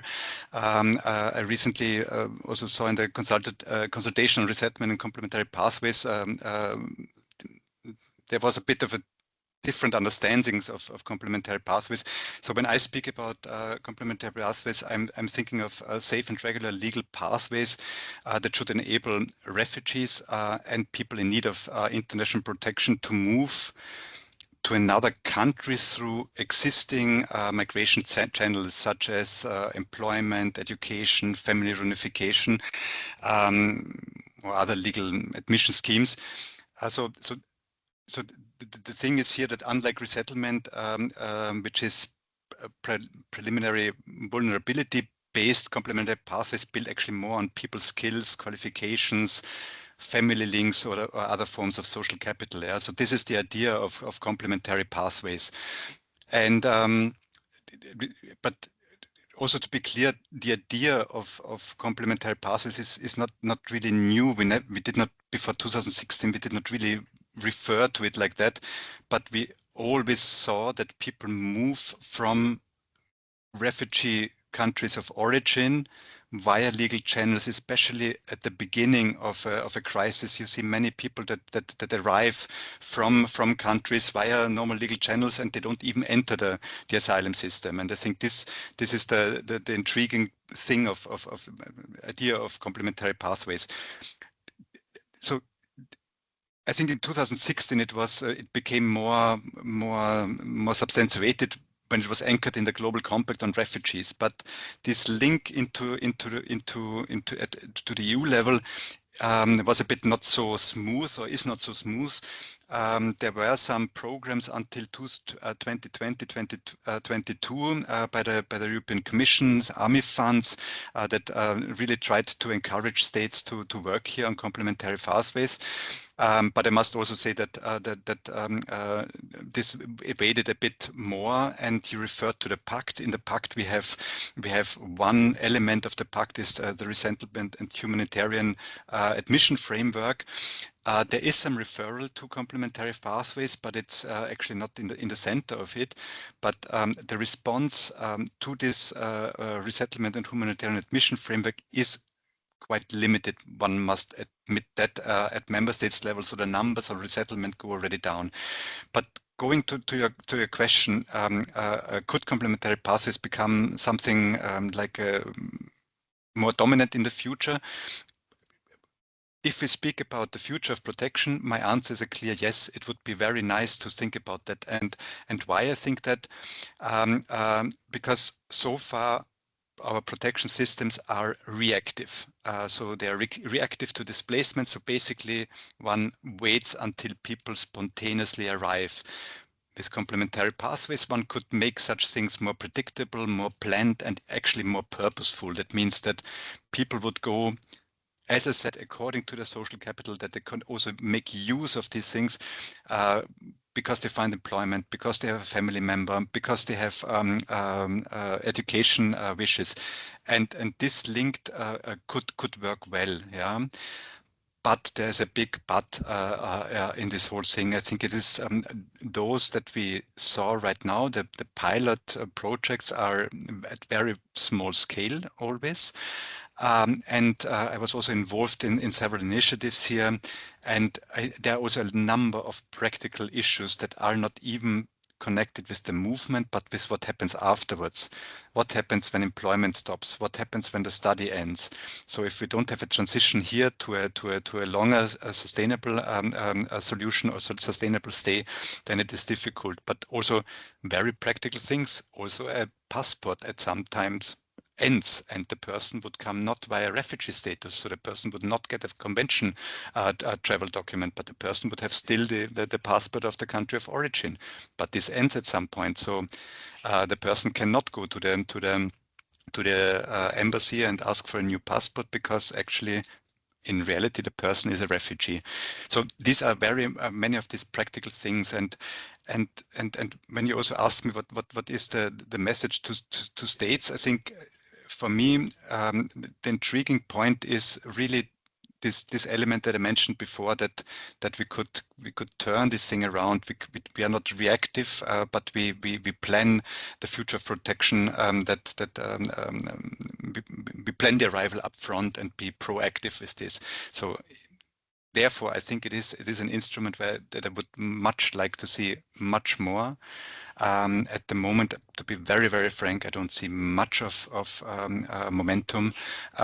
Might be that the pact took much energy, but I think the overall sentiment in EU member states to commit to resettlement and third country admission is low, but I still hope that complementary pathways will continue in one or the other form.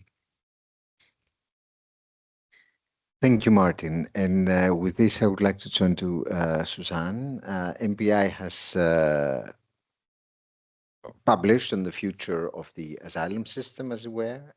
Complementary pathways is part of the thinking on the future of the regime. In your view, and based also on the work that MPI has done, I mean, what should a crisis? I mean, it's the $3 million question. I mean, what would a crisis resilient system, humane resilient system look like? I mean, are there pieces that we are missing, and where should states turn to in terms of policy options to get to that migration management and refugee system?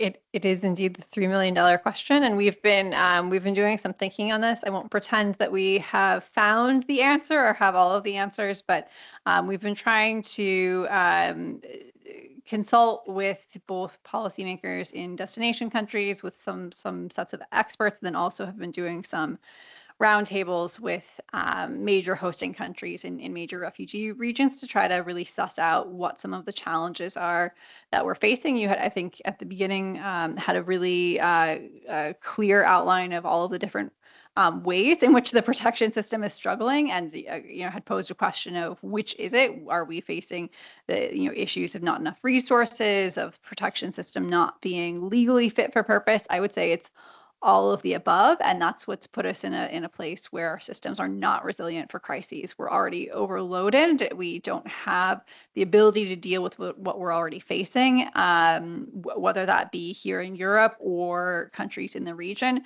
And we have to address that overall overloading of the system if we're going to get to systems that can really be more responsive in the future. I think the number one challenge that we're facing right now and that we need to we need to address if we are going to build much more future-proof systems is the challenge of public trust. So the public polling group Ipsos Mori puts out an annual poll every year on how publics view refugees, and what they found year after year is that while the majority of people support the concept of asylum, in practice, they're skeptical that the refugees coming to their countries are genuine refugees, and they say their country has already done enough. So we have those two issues, right? The idea, trust that the system is giving the right people protection, and trust that our own governments can actually manage the challenges that we have.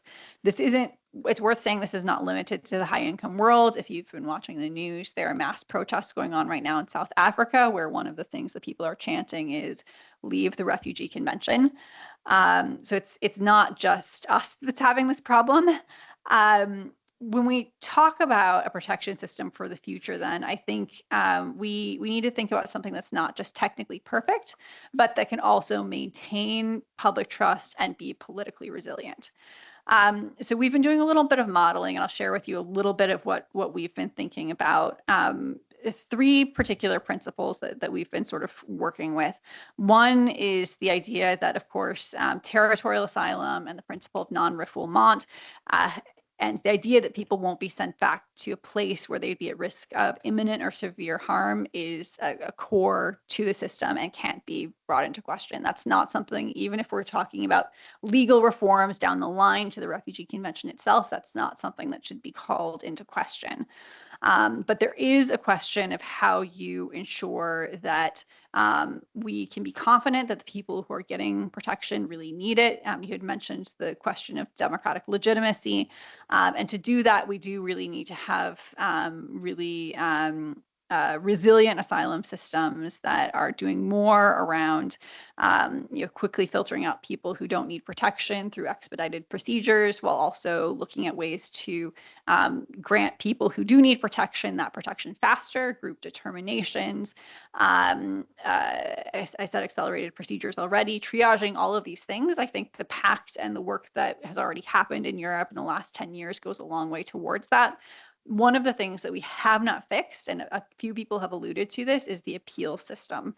And the appeal system mentions that the courts, of course, have their own minds, and the pact will have to address, work around that. But we need to figure out how to fix our appeal systems so that even if you have a negative decision on an asylum claim, you don't have that decision then being dragged out for another 2 years. That's a massive challenge. But in addition to that, we also need to work towards a system that really emphasizes region first protection. So we'd already Martin had already mentioned in talking about complementary pathways, figuring out ways for onward movement to be a little bit more orderly. But in principle, and this is alluded to in the Refugee Convention, a system where most people are able to find protection, status, and basic rights in the region closer to home, and onward movement can occur regularly. So in practice, what that means is expanding the use of safe third country principles, but making sure that they're really rooted in equal agreements between parties, between countries who are involved in implementing these these principles.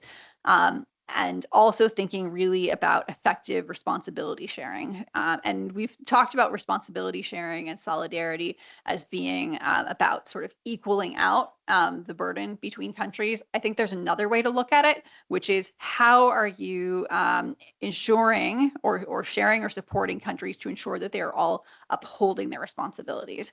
So we live in an era of diminishing humanitarian aid, diminishing development assistance. How can we most strategically use what we have to ensure that countries, particularly those that face the highest responsibilities, are upholding their convention obligations to grant freedom of movement outside of camps, rights to work, access to financial institutions, identity, status. These are all challenges that a lot of countries in first asylum regions have really faced and haven't fully delivered on. And so the question is not just, how do we sort of parse out an equal share of responsibility, but what are we doing to help everyone uphold their own responsibilities?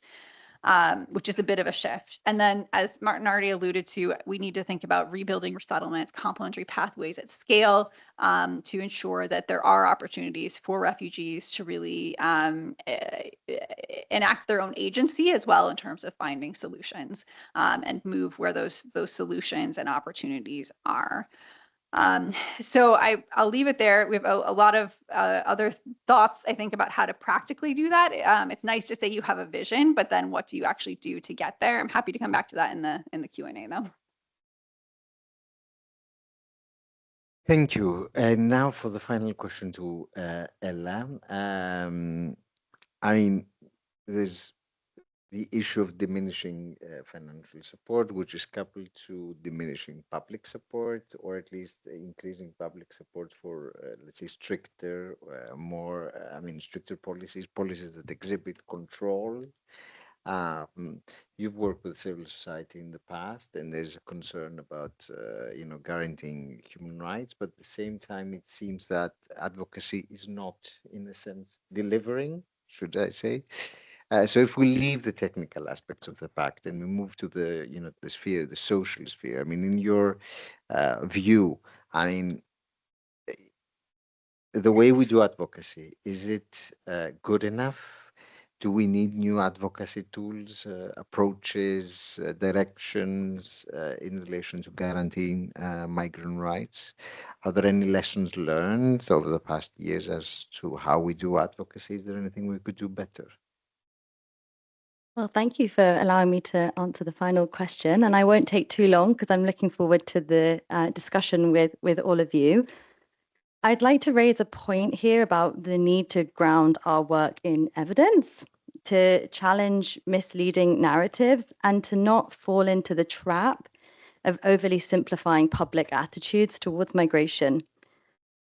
Turning first to public attitudes, I think there can be a risk that we, and I say this in a very broad collective sense and not in response to anything that's necessarily been said today, we can oversimplify public attitudes towards migration, which I believe to be more generally stable, nuanced, and less politically or polarized than political discourse can often suggest. To put it simply, views on migration are mixed. For example, support for regular migration pathways and the recognition of migrants' economic contributions coexist with support for controls over irregular migration. In 2025, research by the European Institute, where around 20,000 people were surveyed across 5 European countries, where they were provided with different packages on migration, found that respondents often preferred policy packages that combine selective access to rights alongside enforcement of migration rules. So in short, we should not suppose that the public always demands tougher restrictions. Evidence suggests that the European public responds more positively to policies perceived as orderly and fair.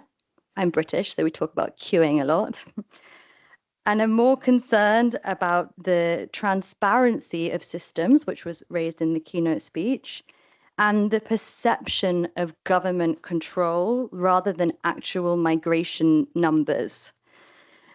On this point, I'd also like to flag that 2024 research by the University of Oxford shows there has been no significant increase in the number or proportion of irregular migrants in Europe since 2008. This is despite a persistent narrative suggesting or implying otherwise. So in this way, political leaders play a crucial role in shaping public narratives towards migrants. Messaging matters. Analysis by the World Bank Group, focusing on Europe and Central Asia, highlights that interventions by politicians that raise awareness on migrants' economic contributions significantly improve perceptions among the native-born population. Leaders can harness the benefit of immigration and mitigate public misperceptions, and in turn develop and build resilient societies capable of managing future migration trends. At ODIHR, we work closely with state authorities and civil society to help counter harmful or misleading narratives, and we've developed a range of publications and activities on this topic. This brings me then to my next point. I want to talk about here what's often referred to as the swayable audience, the middle ground. This is a significant part of the population that is open to changing its views on migration. And it's precisely this group that is most influenced by narratives that we allow to take hold. Take, for example, the frequently cited claim that only 20% of return decisions are enforced. It's entirely understandable that people, upon hearing this, would conclude that the system is fundamentally broken and that states need stronger enforcement powers. But this figure does not tell the full story. It fails to account for the fact that, for example, individuals are often issued multiple return decisions, and that many return orders are issued in cases where removal is not legally or practically feasible. We therefore need to be much, much more proactive in providing nuance to narratives. Finally, I think it's important for us to also be facing the reality of the impact of digital technologies and AI, which are often accelerators of information disorder. There's much to say on this. Time precludes a more detailed analysis, but let me end by saying that we have a real responsibility to counter and regulate online environments that facilitate the rapid dissemination of dis and misinformation and the monetization of harmful narratives. And I'll leave it there. Thank you very much. Thank you to all the panelists, Yannis, Suzanne, and Ella here in Cyprus, Nikos and Martin online. It was extremely interesting. I think a lot of the aspects some of the, not all of them, but many of the aspects that are under discussion under this rubric of future protection were touched upon, but also aspects of the pact that has come into implementation, which essentially is the shape of the future to come within the European Union. Now, if there are any questions, now is the time to raise them, one or two questions. And once we take them, brief answers, then we can go to the reception. So are there any questions? Yes. Well, we didn't bring you here and then, or at least so I've been told. Yes, please. Yes, thank you very much. Thank you. I'm Florian from Caritas. I actually have two questions, but I will do quick. The first one is concerning the removal of the automatic suspensive effect for the case of safe third countries. And my question is, how could we guarantee the respect of 1951 Geneva Convention in this procedure when appealing from a safe third countries and guaranteeing to have access to a lawyer, guarantees to have access to internet and all of this from a safe third country? And then my second question is for Ella. And how could we rebalance the burden of integration? Because the burden of integration is usually on migrants to integrate in the country. But I am a caseworker. I'm focusing on long-term integration. And what I see usually is people who are here for years, who are speaking the language, who are taking a lot of training classes, but they still struggle to have access to housing, employment, all of this, and also access to citizenship and permanent residency. So how could we shift the burden on this? Thank you. Thank you. Are there any more questions? Yes, please. Hello, Elspeth Gild, College of Europe. And I think this is a very legal question. We began with the Deputy Minister saying that asylum is a shared responsibility. but we have coming from the Court of Justice the principle that with the pact, this is now an exclusive competence. And I'd be interested to know what a representative from the working group thinks of that. Exclusive, yeah, the question, you want to... Could you repeat the question, because I didn't understand what is becoming an exclusive competence? If we look at the AG's opinion in Capello, the AG is applying the ERTA rules to an exclusive competence of the EU to asylum in light of the pact and the fact that it's turned into regulations. So while we have on the one hand a shared responsibility, we now have, it would seem, an exclusive competence to the EU in respect of asylum.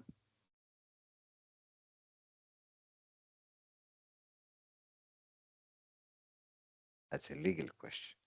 I'm going to hand over to Jens, but when you, I mean, the referral to the ERTA doctrine in the sense of also competence to, in view of the external dimension of the union's work. I mean, I'm just trying to get where the AG is going with relying on the ERTA doctrine, which is a part of the relation. You know, I'll stop here. Okay. I'll hand over to Yanni and then to Ella, or if any other panelist wants to jump in, please let me know. On the suspensive effect, you're talking about the safe third country, right? Okay, yeah. Off the cuff, the suspensive, say, how to put it? An inadmissible decision of a decision that an asylum application is inadmissible on the grounds of a safe third country presupposes that this person will go to that third country and the asylum application will be examined in that country. And in that country, I mean, there is a series of conditions, respect of Geneva, well, not Geneva Convention, similar to Geneva Convention rights, non-refoulement, and so on. In that sense, the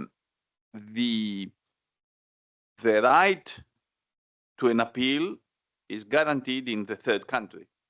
So what we're talking about, in order to understand better, is an appeal, the suspensive effect of an appeal of an asylum seeker in Italy, that his return to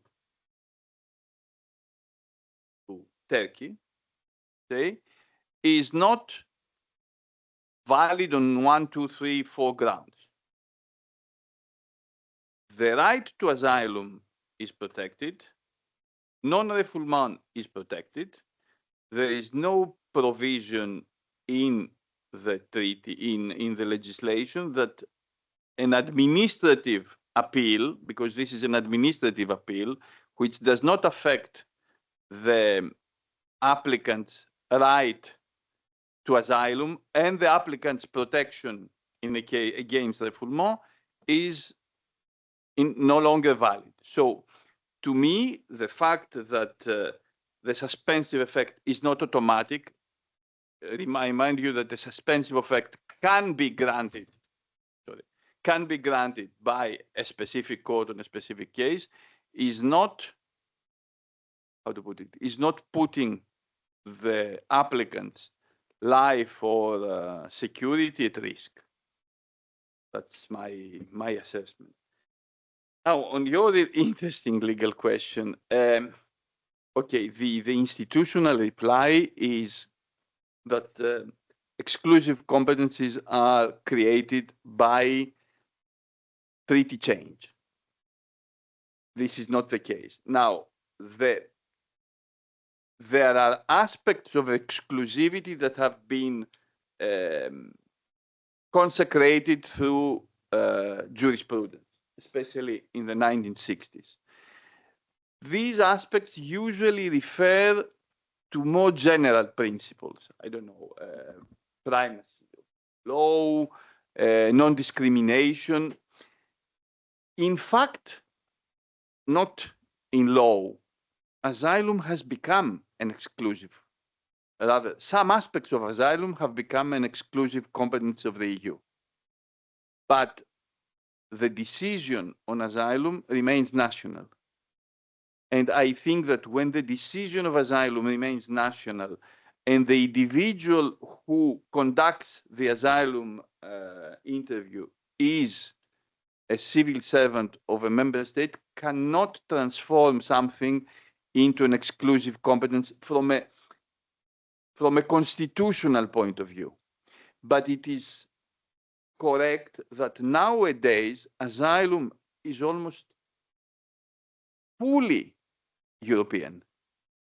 The field of asylum is fully European, but that does not make it, how to put it, an exclusive competence. The member states can find small niches of non-regulation, let's say, in non-regulation, not in the legal act, where the European Union does not regulate, and regulate themselves. I cannot think, I mean, the qualifications of interpreters, to give you an example. There are aspects of asylum that remain on the member states. The general principles were already European, even under directives, I think. I mean, yeah, a lot, we have been talking in Europe for many years. The asylum was, they were talking, there was a French expression which was la réglementarisation des directives, where directives were so detailed that they had become regulations before they become regulations. This doesn't change the fact that it remains a shared competence in the treaty. I didn't reply to you. I mean, in practice, I agree with you that asylum, it is extremely difficult to regulate nationally the asylum, but I would not call it an exclusive competence.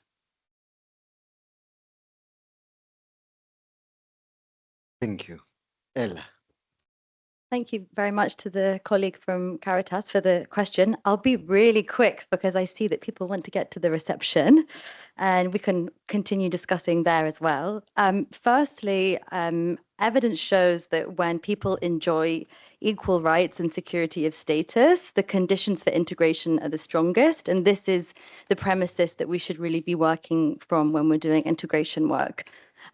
Secondly, this is why in our definition we have this word mutual accommodation included. So thank you for picking up on that.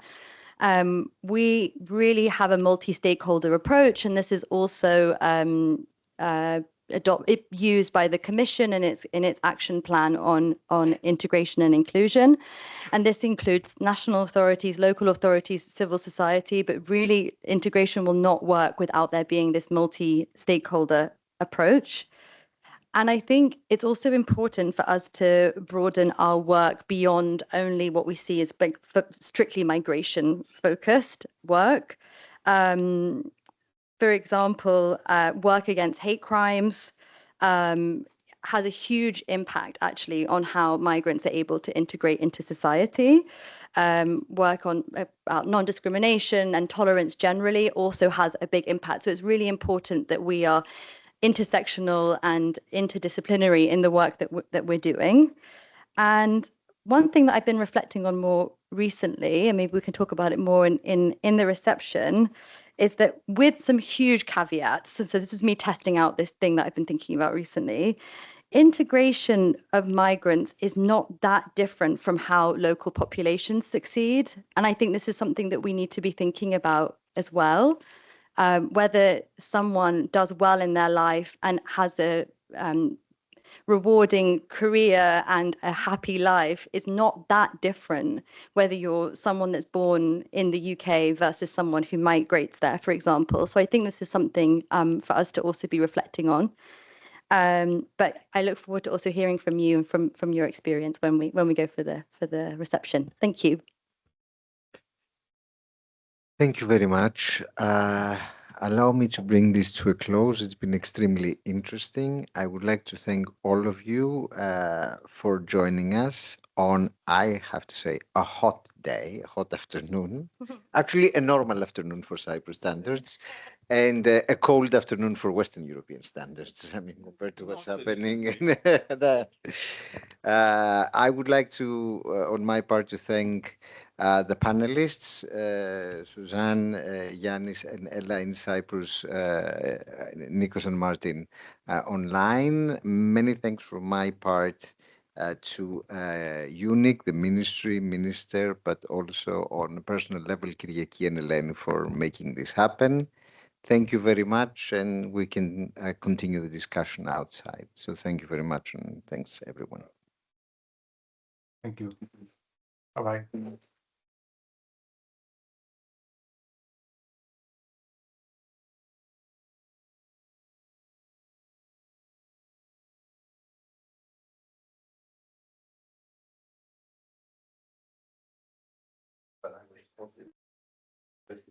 Okay. I'm going there now to pick up my stuff and leave. Okay. I come back to Cyprus.